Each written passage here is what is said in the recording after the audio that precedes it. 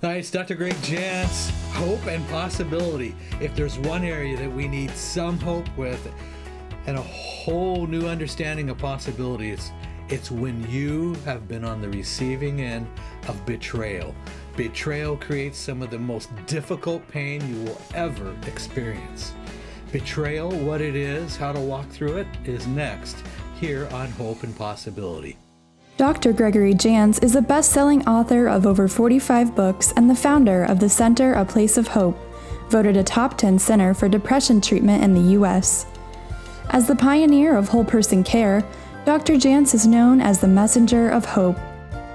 Now the nation's expert on anxiety, depression, substance abuse, relationships, trauma, and PTSD, here is Dr. Gregory Jantz.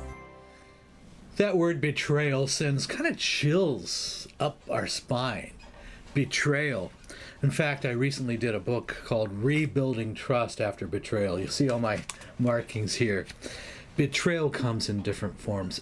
I want to speak today to betrayal because betrayal sends, I made a couple notes here of importance for us in our short time together. But betrayal creates an earthquake. I mean, it shatters through you. It is like an emotion, a range of emotions that is like that you've never experienced before, and the intensity. So the range of emotions, the intensity. And by the way, sometimes when we think of betrayal, we think of infidelity in a relationship or sexual betrayal. But betrayal, and that's it, that is betrayal. But it can come in many different forms. Secrets, hidden information that would have been commonly known, dealt with somebody who gambling was a major issue. And the other spouse had no idea until there was the financial discovery of what was happening. And so this comes again in many forms. But let's just look at this. It's one of the most devastating experiences that we will go through. And I want to say right at the beginning that betrayal doesn't always guarantee that a relationship will be betrayed. I mean, or a relationship will be repaired. Relationship was betrayed. But the repair of a relationship after betrayal is not always possible. Let's just say that. There's times where it's a long time to rebuild trust. There's times where you feel like I can never trust again. So betrayal is something that's been broken. And it's like it's broken inside. It's something that is deep inside that was broken, that you feel like, I don't know if I'll ever heal from. All right, it's at the core.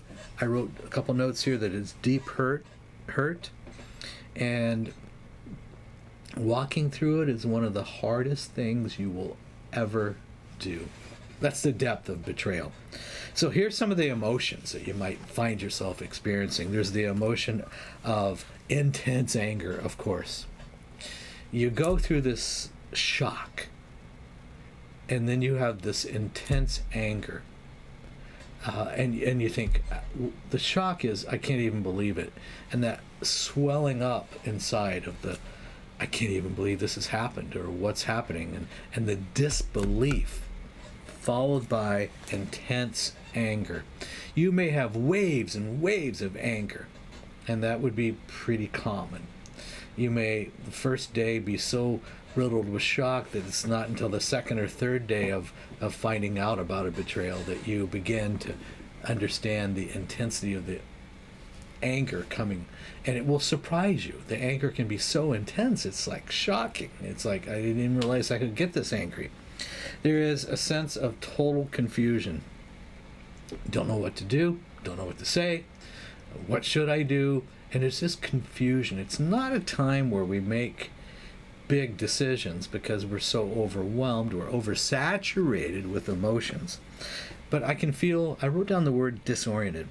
I can feel very disoriented from reality. It's put me in this surreal place that is just incredible to try to navigate. It's like, I don't even know what to do. I don't know what to say. I don't know how to explain it to others. Despair. It can be followed up by this depression that puts you in despair. Like, I can never have another relationship. I'll never have a trusting relationship. My relationships are all over. I can't trust anybody. It's that despair. And with despair, because it puts you on that edge of hopelessness, of deep pain. We can also become very, and again, you can spend a day or a week in any of these, but you kind of rotate these through because you feel like, man, I'm done with the anger. But then the anger comes back with such intensity, and it can feel like rage. But here's the other one that might be at first confusing: jealousy. I can become jealous of the person that betrayed me because maybe they went on to something that you perceive as better than what you offered. See, if there was an affair, the intensity of that rejection, but then I become jealous because they're together and they're robbed what I had with this person. So jealousy can enter in.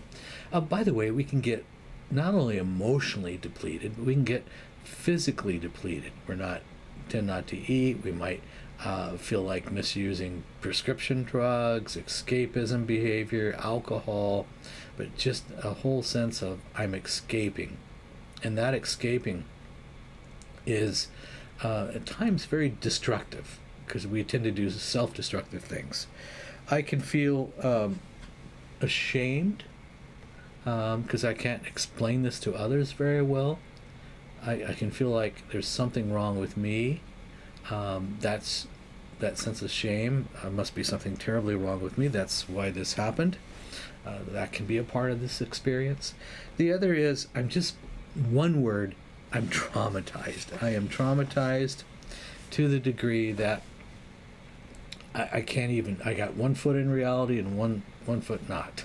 And so I say all this, and this is why this little book is so important, because what we go through and the waves of what we go through, the waves of emotion, the waves of disconnect from reality, the waves of distrust, the surprise rage that overcomes us, and then the depths of despair and depression and that anxiety. And why is it so intense? Here's a couple things to consider. We were in a relationship where we thought there was, in one word, reliability. I can rely, I can trust, there's reliability. But then it comes around to fidelity.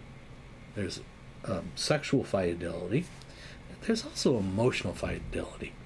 A person can have an emotional affair and do things that are emotionally represent betrayal. A person can seek to have intimacy needs met through somebody else, and that's emotional affair. So as we look at this, you go, okay, fidelity comes on several different levels. There's also truth-telling. If can I count on this person to tell me the truth, and they've broken that. We also know that there is a real time of absolute rebuilding. You've got to rebuild your emotional well-being. We have to rebuild relationships. We have to decide, what am I going to do? Am I going to stay as a victim of this and live as a victim? Am I going to cut off everybody? Am I going to leave this country? So just remember, there's various different forms of betrayal. And your experience, some people go, I should be over this. It's like, it's been 2 years, I should be over this. And we start to have expectations that I should be totally healed. I'm going to say that the person who's done the betraying, there is some deep, there could be some personality disorders, narcissistic personality. There could be some other mental health issues. Could be significant borderline personality type issues. There could be some unmet needs that they begin to seek to have met in unhealthy ways. There could be a person that is emotionally immature and don't understand what commitment means, and they're easily swayed.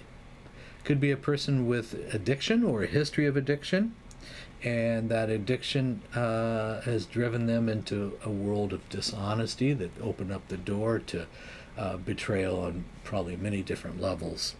We know that a deep shame for a person who's doing the betrayal, something is really, really out of order in their life, and they're going to find themselves at a place of doing very self-destructive behavior, usually very painful to others, though it creates obviously pain for themselves, but they're not seeing that yet.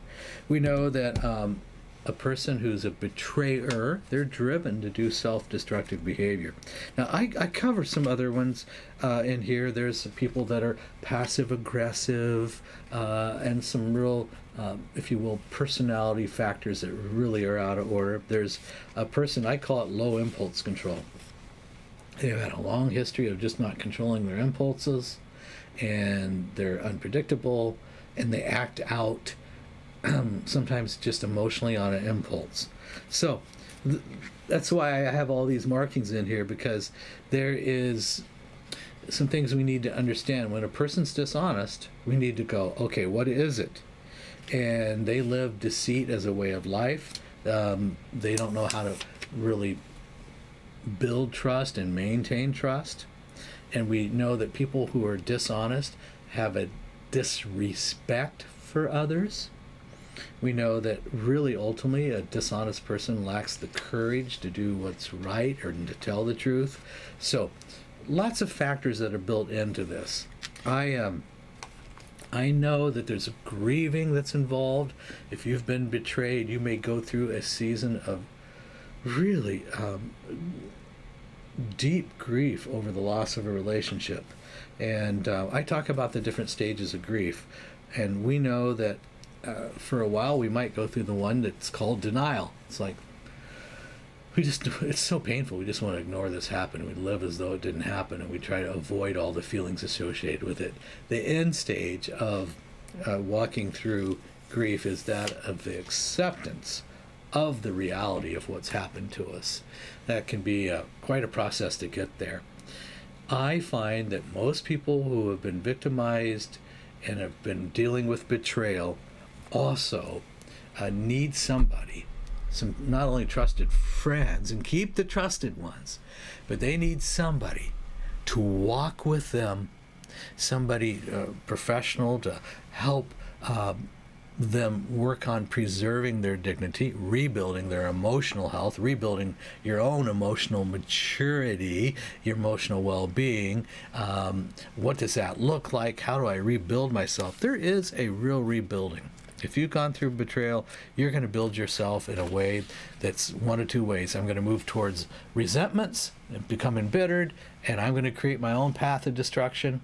Or on the flip side, I'm going to have some bridge of forgiveness so that I can function again, and I'm going to rebuild myself so that I understand how to build healthy relationships, how to keep myself strong, how to rebuild my emotional health, how to rebuild my spiritual well-being, how to rebuild my relationships. So there is a rebuilding.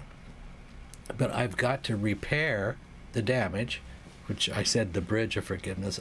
Even forgiving myself could be an important piece.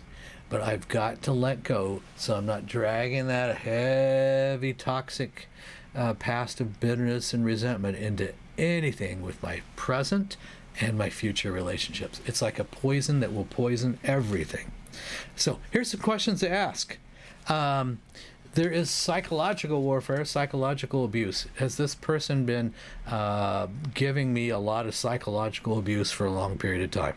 Look at that. This helps us put this in a proper way of just understanding what's happened. Does the person ultimately take responsibility for what they did and for their actions? Now, that doesn't mean we instantly pretend like everything's okay. It's not. But are you seeing a openness and a initiative to take responsibility for their behavior. Very important.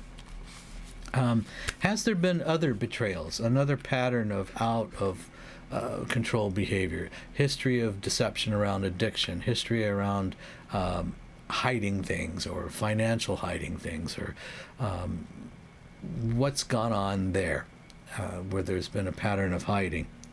And by the way, when a person seeks forgiveness and a beginning with an apology, you see a radical change in their behavior.